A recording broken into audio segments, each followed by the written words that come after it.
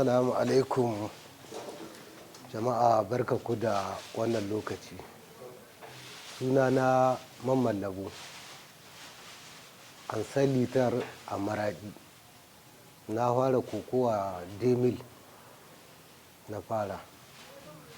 Ina yi yanzu ga sha Allah ya gwada mun muna zuwa demil kyans demil ban san. Ina cikin kokowa nan daga demil zuwa demil ban san. Allah ya sa ina cikin kokowa na gaji da kokowa na tsaya gashi matsayi na yanzu na albitir. A cikin kokowa. Wane nasarori ka samu? Gaskiya ne wannan. Na samu nasarori bakin gwalgwado. Allah bai bani takobi ba, amma ita ka san harkar duniya in kana yi duk abin da kake yi za ka yi don ka hiddo sunanka da kishin jiharka. Don matsayin na tahi a sunan kokowa Nijar ta tura na a Maraɗi, na tahi ina cin firi na kayi ɗaya. Na tahi kuma har Nijar ta tura ni Faransa a lokacin. Na je na yi kokowa na ciwo medaille d'or na zo da shi Nijar. To alhamdulillah.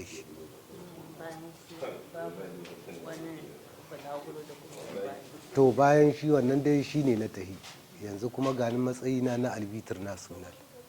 To ai alhamdulillah. A cikin dukkanin kokowa da kuka yi, kamar wani abu ne wanda a cikin kokowa nan kamar bakkumanta da shi. To ita kokowa duk abin da za ka yi baka mantawa da lalle tunda har gashi ka yi tafiya ka ɗaukaka dirafan Nijar ƙasar ku a wani wuri ai kaga ba ka mantawa da wannan. Shi dai kaga tun daga nan babban nasara ce. Wani kayi kamar ko ka taɓa cikin kokowa wanda shi kamar ko da a cikin ranku yana ɓace ko kuma kuna cikin wani yanayi ko ka tana da shi abin yana sa ku shaidu da kana jin daɗi sosai. Gaskiya ne tunda akwai kayi wanda tunda ake kokowa ba a taɓa yin maimaicin kamar irin wannan ba.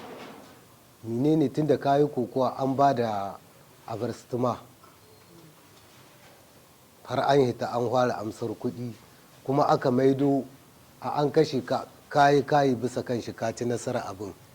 To ai alhamdulillah. Shi ne idan kuka tuna shi ko yake ba ku tunda ni dai ga nan ni na huta an kada ni kuma jama'an nan aka kai reclamation aka ce tunda ba a ga laihina a wurin nan ba bai kamata a bani abarstuma ba.